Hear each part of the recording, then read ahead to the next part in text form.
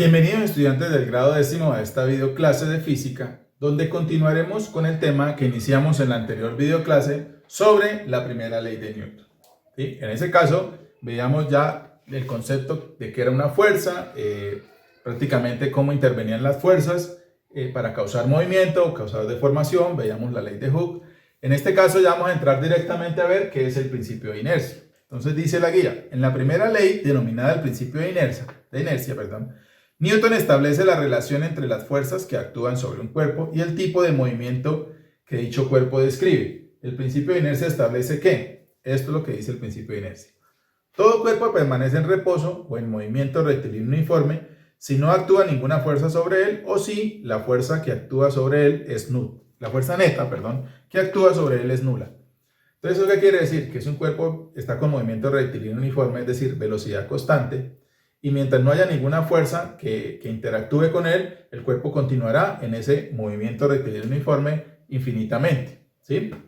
Ahora, si el cuerpo está, lo mismo pasa cuando el cuerpo está en equilibrio o en reposo. Un cuerpo permanece en reposo si no hay ninguna fuerza que cambie ese estado de reposo, ¿sí? Cuando ya aparece una fuerza, pues le va a ocasionar mejor un movimiento.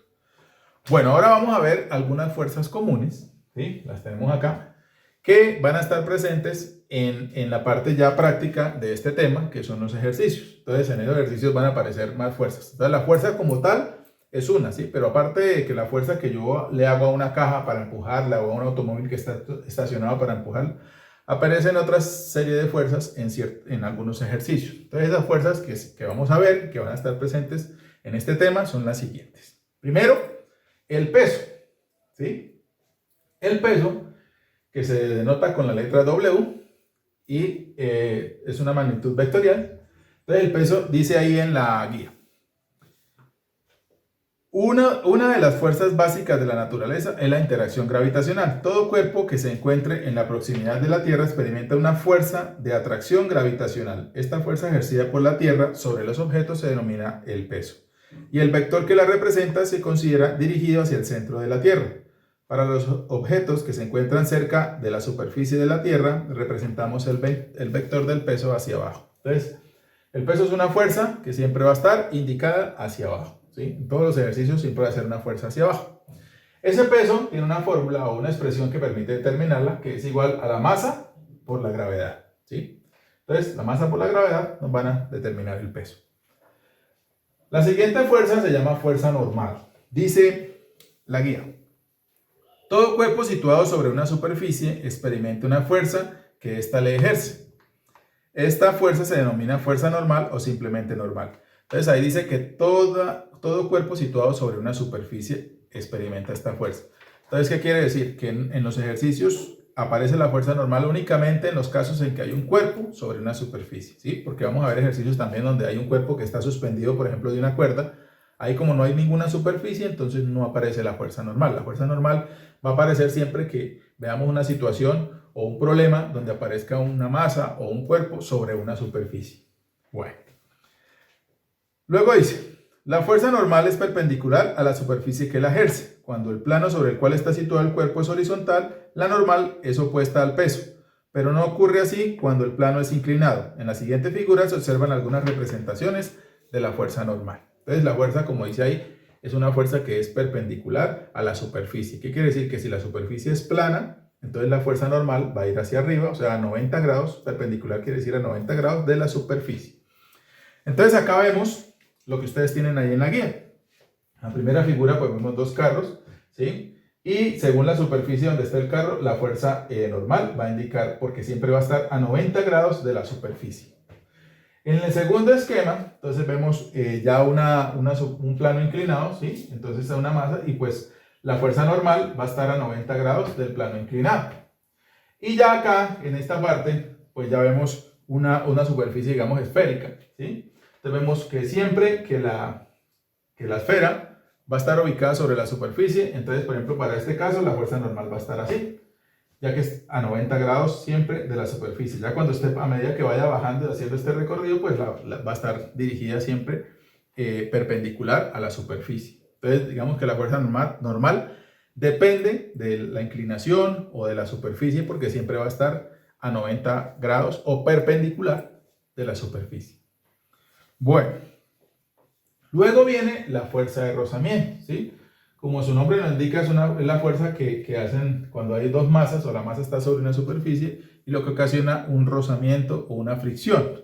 Entonces dice la guía, un cuerpo que se desplaza sobre una superficie o sobre otro cuerpo experimenta una fuerza opuesta al sentido de su movimiento. Dicha fuerza es ejercida por la superficie de contacto y se denomina fuerza de rozamiento o fuerza de fricción, la cual se representa opuesta a la velocidad. Entonces acá es importante saber que así como la fuerza normal es una fuerza que siempre va a estar a 90 grados o perpendicular a una superficie, la fuerza de rozamiento es una fuerza que siempre va a ir en sentido contrario a la velocidad o al sentido del movimiento. ¿Qué quiere decir? Que si yo, por ejemplo, empujo una caja, ¿sí?, que está sobre un piso, entonces la fuerza que yo le hago va hacia acá y la fuerza de rozamiento está para el otro lado, o sea, porque la caja se está moviendo hacia allá, ¿sí? Entonces siempre que el movimiento vaya para un lado, la fuerza de rozamiento va opuesto al movimiento, ¿sí? Es la ubicación o el sentido que siempre va a tener la fuerza de rozamiento, opuesto al movimiento o opuesto a la velocidad. Bueno, esa fuerza de rozamiento tiene una expresión también, ¿sí?, que es esta. Mu por fuerza normal. Esta letra griega se llama mu, ¿sí? Y ese mu es el coeficiente de rozamiento. Entonces, siempre que un ejercicio nos diga el coeficiente de rozamiento es tal, entonces esta es la fórmula que vamos a utilizar. Esta fórmula más que todo se ve cuando veamos la segunda ley de Newton, que es la ley fundamental de la dinámica.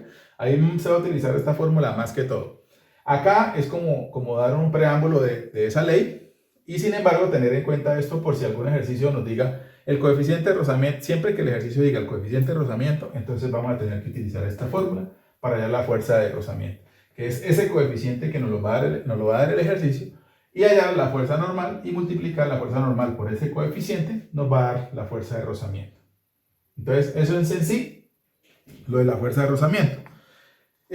Ahí sigue de todas maneras diciendo, este fenómeno se debe a que las superficies de contacto no son perfectamente lisas, sino que presentan rugosidades que encajan aleatoriamente entre sí, produciendo esta fuerza que se opone al movimiento. Entonces eso quiere decir que el rozamiento depende de la naturaleza de las superficies, ¿sí? Las superficies presentan ciertas rugosidades que hacen que aparezca esa fuerza de fricción. Si las superficies, tanto del objeto como de la superficie en la cual está reposado, fueran totalmente lisas, pues no existiría la fuerza de rozamiento, ¿sí? Entonces la fuerza de rozamiento es cuando las superficies aparentemente nosotros las vemos lisas, pero si miramos con un microscopio, pues vamos a ver que cada superficie tiene unas rugosidades que hacen que aparezca esa fuerza de rozamiento o haya que exista ese rozamiento, ¿sí? Entonces eso en sí es lo que es sobre la fuerza de rozamiento. Sin embargo, aunque el rozamiento disminuye notablemente el rendimiento de ciertos mecanismos, como por ejemplo los pistones de un motor, ¿sí? Los pistones de un motor pues se van, digamos, desmejorando a medida por el rozamiento con el tiempo. En algunas ocasiones es útil, pues si no existiera la fricción, varios sistemas no funcionarían, como por ejemplo los frenos de los automóviles, ¿sí? Los frenos de los automóviles es un sistema de fricción, tanto de digamos, de la mordaza donde están ubicadas las pastillas, que el disco que pasa hacen una fuerza de fricción al apretarlo, que reducen la velocidad, y como de las llantas con el piso, ¿sí? Esa fricción es la que permite que un automóvil se detenga. Si no existiera esa fuerza de fricción, pues entonces no existirían los frenos y por lo tanto pues será algo bastante desventajoso a la hora de un vehículo. Bueno, finalmente tenemos la fuerza que se denomina la tensión. La tensión es una fuerza que aparece siempre que hayan cuerdas o hilos, ¿sí? Entonces un problema que veamos o un ejercicio, siempre que veamos que hay una cuerda, significa que va a existir una tensión. Dice entonces en la guía, con frecuencia se ejercen fuerzas por medio de cuerdas o hilos. Si consideramos que estos son inextensibles, las fuerzas aplicadas sobre ellos se transmiten a los cuerpos a los cuales están unidos.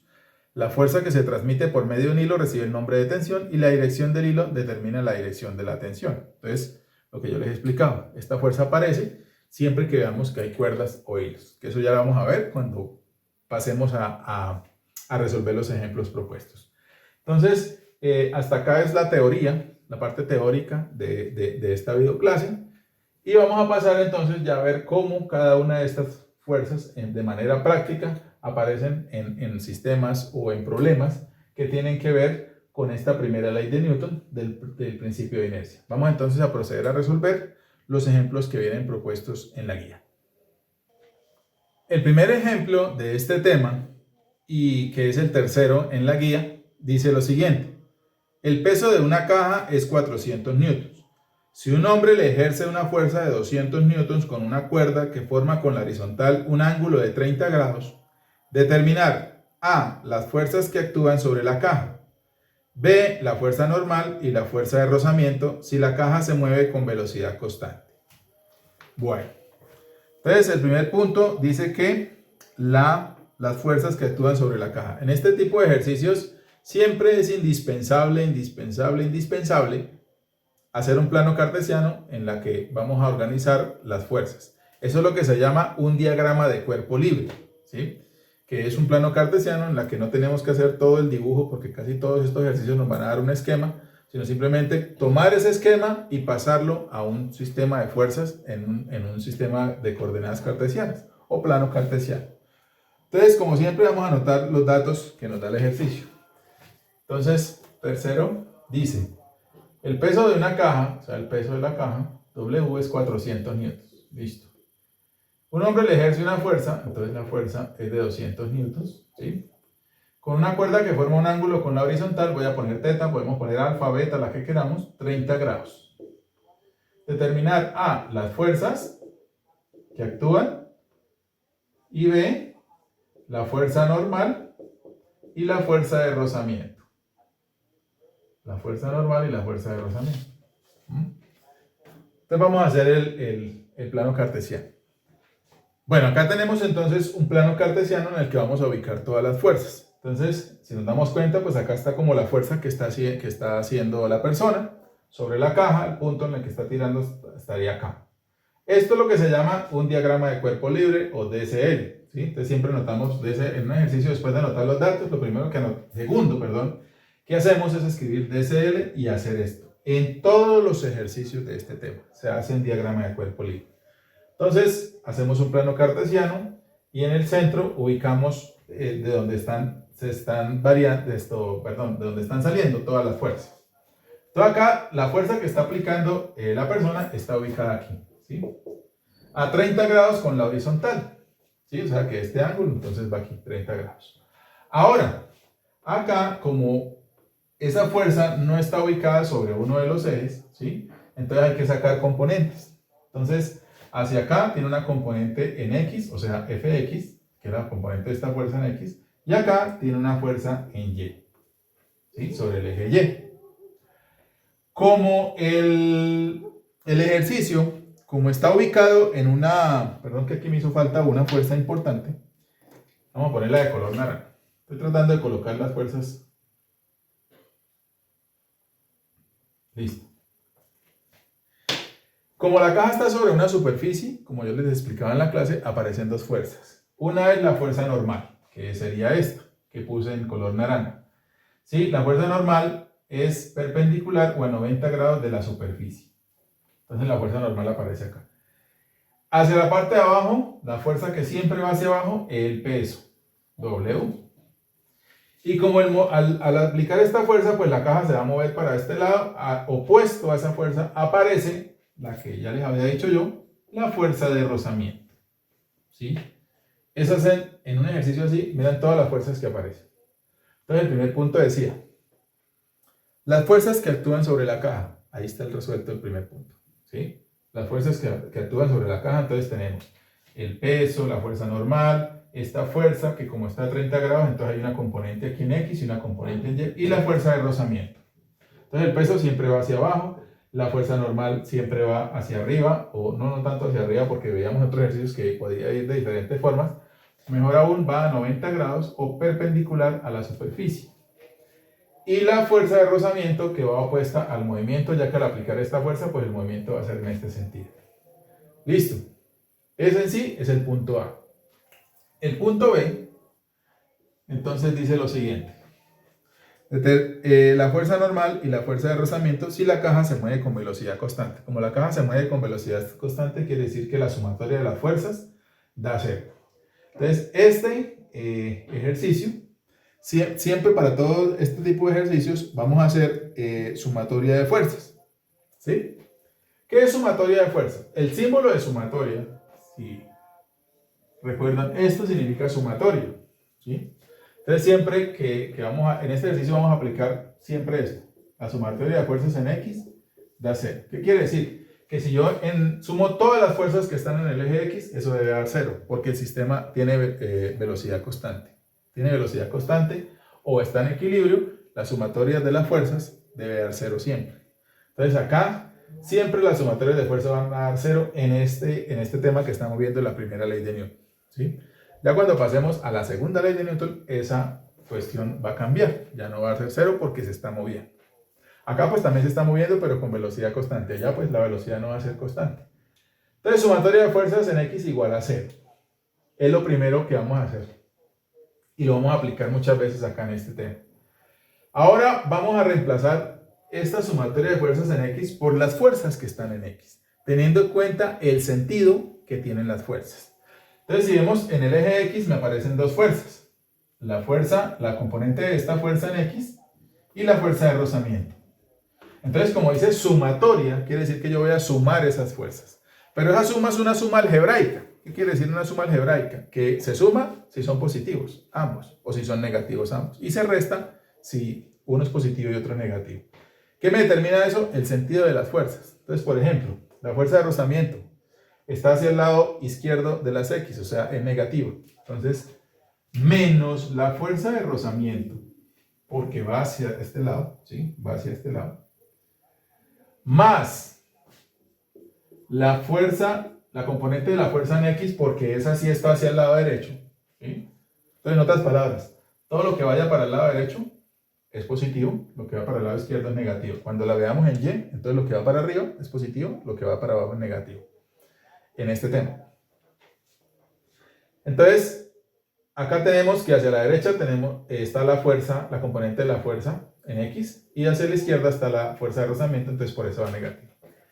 Esto es esto, la sumatoria de fuerzas. ¿Sí? Igual a 0. Listo. Entonces de ahí voy a despejar siempre una de las dos, que en este caso, pues, por consejo, movemos siempre lo que está negativo para que al moverlo hacia acá me quede positivo. Es decir, esto aquí está restando, va a pasar a sumar. Y aquí me va a quedar únicamente Fx. Quiere decir que Fx va a ser igual a la fuerza de rozamiento. ¿Sí? A la fuerza de rozamiento, que es la primera que nos pide. Bueno, la segunda. La fuerza de rozamiento. Entonces, esta Fx es igual a esta fuerza de rozamiento. Tienen el mismo valor, según este despeje que hice. Y simplemente esta fuerza de rozamiento que está aquí negativa, la pasé a este lado al igual y pasa a positivo. Bueno, entonces, para saber cuánto vale la fuerza de rozamiento, que es algo que me están preguntando, sencillamente tengo que averiguar cuánto vale Fx. ¿Sí? Y lo que valga Fx, pues es lo que va a valer la fuerza de rozamiento. Entonces, ¿a qué es igual Fx? Mírenlo acá. Fx es una componente de la fuerza. Entonces, recuerden cómo es que despejamos la componente de la fuerza. Entonces, este lado es el lado adyacente, que el adyacente trabaja, o sea, lo que relaciona la función trigonométrica que relaciona el lado adyacente con la hipotenusa es el coseno. Entonces, esto es igual a la hipotenusa, o sea, F por el coseno del ángulo. ¿Sí? O sea que Fx es igual a F, que F me dijeron aquí que vale 200 newtons, ¿sí? 200 newtons por el coseno del ángulo, que el ángulo es 30 grados, como vemos acá. Coseno de 30 grados. O sea que Fx va a ser lo que me dé hacer esa operación. Entonces, al hacer esa operación, tenemos que eso da 173,20 newtons, como es una fuerza de newtons, ¿sí? Hacemos esa multiplicación y nos daría eso. Ahora, esa es la fuerza en X, pero la fuerza en X es igual a la fuerza de rozamiento, o sea que la fuerza de rozamiento es igual a 173,20 newtons, ya que son iguales, como lo despejamos acá. Y con eso obtendríamos la fuerza de rozamiento. No era lo primero que nos preguntaba el ejercicio porque nos decía la fuerza normal, pero igual es algo que nos estaba preguntando. Entonces ahí ya tenemos la fuerza de rozamiento. Espero pues haya quedado claro, la verdad pues Esto es puros despejes. O sea, es despejes, despejes, despejes. No es de tanta fórmula como vimos en el tema anterior, que se ven bastantes fórmulas. Acá realmente es mirar las fuerzas cómo están ubicadas y empezar a despejar. Entonces ahí ya resolvimos la fuerza de rozamiento. Vamos ahora a ver cómo se hace para hallar la fuerza normal, ¿sí? Entonces, para la fuerza normal, así como hicimos aquí una sumatoria de fuerzas en X, también tenemos que hacer una sumatoria de fuerzas en Y, ¿sí? Igual, porque como el sistema tiene velocidad constante, y lo mismo sucede cuando está en equilibrio, la sumatoria de fuerzas debe dar 0 siempre. Entonces, sumatoria de fuerzas en Y es igual a 0. Entonces, esto significa la suma de todas las fuerzas que hay en Y. En Y, entonces ya vamos a mirar, pues obviamente, las fuerzas en Y.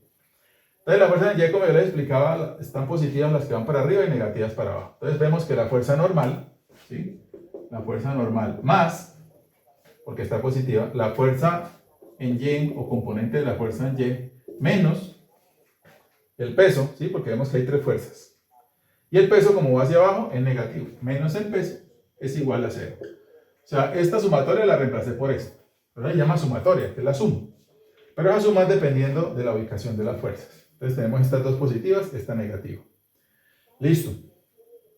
Entonces, como me están pidiendo la fuerza normal, tengo que despejar de allá la fuerza normal, ¿sí?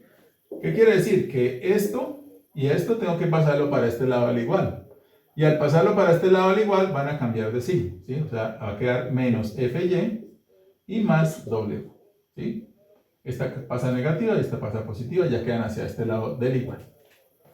Listo, ya despejé la fuerza normal. O sea que para hallar la fuerza normal, necesito saber cuánto vale FY y cuánto vale W. Pues W ya me lo dieron, que es el peso, que es 400 newtons.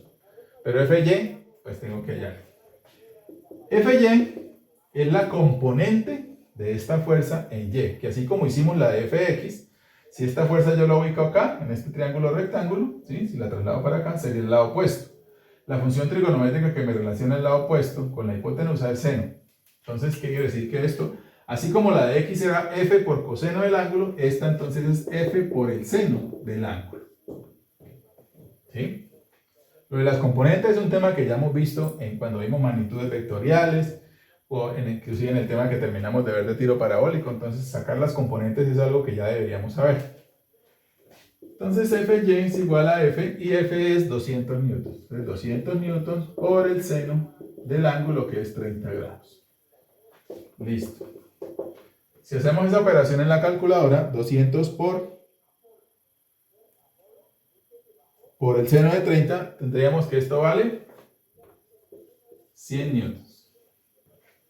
100 newtons. Listo, ya tenemos Fy. Ahora sí nos devolvemos acá, donde tenemos esta expresión de la fuerza normal. Y vamos a reemplazar entonces menos Fy, o sea, menos 100 newtons. ¿Sí? Más el peso, 400 newtons. 400 newtons. Hacemos esta operación, menos 100 más 400, eso nos va a dar 300 newtons. Lo cual quiere decir que la fuerza normal es de 300 newtons. Y ahí ya tendríamos resuelto ese primer ejemplo. Espero pues haya quedado claro. Como vieron, pues no hay tanto reemplazo de fórmulas, sino, como digo, es colocar las fuerzas que hay y despejar de acuerdo a la que necesitemos, y luego reemplazar los valores que conocemos, hallar las componentes, y de esa manera determinar lo que nos están preguntando, que en este caso pues era la fuerza normal y la fuerza de rozamiento, que lo hicimos anteriormente. Vamos entonces ahora con el cuarto ejemplo. El cuarto ejemplo dice lo siguiente. Para la situación de la figura, determinar la tensión de las cuerdas si la cuerda 1 se tensiona 80 newtons. Listo. Entonces, vemos ahí un esquema, ¿sí? Que, como yo les explicaba, siempre hay que hacer un diagrama de cuerpo libre en la que vamos a traducir o a corresponder las fuerzas que aparecen ahí, ¿sí? De esa manera podemos ver más claramente cuáles son las fuerzas que intervienen y así determinar lo que nos pide el ejercicio. Entonces vamos a hacer el plano cartesiano con las fuerzas. Bueno, acá tenemos entonces el plano cartesiano en la que vamos a ubicar las fuerzas que aparecen en ese esquema. Entonces lo primero que vemos, pues hay una fuerza hacia este lado, hay una tensión. Bueno, la parte a esta dice que es la tensión 1, ¿sí? Ahí lo indica con el número 1 el ejercicio. Entonces esta sería la tensión 1. Aquí aparece un ángulo que está ubicado hacia este lado, ¿sí? Hacia este lado, que es de 60. Por congruencia de ángulos, ese ángulo es este mismo, ¿sí? Si se dan cuenta, este ángulo, siempre y cuando esta línea sea paralela a esta y esta, este ángulo corresponde a este valor. ¿Eso qué quiere decir? Que aquí esto es de 60 grados. Bueno, es indispensable anotar el ángulo acá para poder hacer de mejor manera las componentes. Entonces acá tenemos, como tenemos T1, entonces aquí tendríamos T1X, ¿sí? La componente de esta tensión en X, y aquí T1Y, la componente de esa tensión en Y. Bueno, hacia este lado hay otra cuerda, o sea, tenemos otra tensión, ¿sí? Y hacia la parte de abajo tenemos el peso. Acá, si se dan cuenta ustedes, el ejercicio, como no hay una superficie y una masa que esté sobre la superficie, quiere decir que entonces no nos van a intervenir ni la fuerza normal ni la fuerza de rozamiento, que son las que aparecen siempre que haya un cuerpo sobre una superficie. Acá hay una masa suspendida entre dos cuerdas. Hacia abajo también hay otra tensión, porque la cuerda se tensiona, pero esa tensión tiene el mismo valor o es el mismo peso, ¿sí? Si medimos el valor de esa tensión, nos da igual que el peso. Entonces, para abajo, como ya está el peso, entonces simplemente anotamos el peso y no anotamos la tensión. Entonces, nos pide hallar las tensiones, que el punto determinar la tensión de las cuerdas. Si la cuerda 1 se tensiona 80, si esta vale 80. Se me olvidó anotar ahí los datos, ¿sí? T1 es igual a 80 newtons, y el otro dato que da, bueno, aparte de aquí que el peso, este peso, vemos que también pesa, es de 80 newtons en la gráfica, y el ángulo pues es de 60 grados. Esa es la información que nota. Listo. Entonces la tensión de las cuerdas, esta tensión ya la sabemos, entonces prácticamente tenemos que hallar es esta, ¿sí? Esta tensión, ya que como les digo, la de abajo tiene el mismo valor del peso, será como escribir T3 igual a 80 newtons. Bueno, entonces, la tensión 2. Hacemos lo mismo.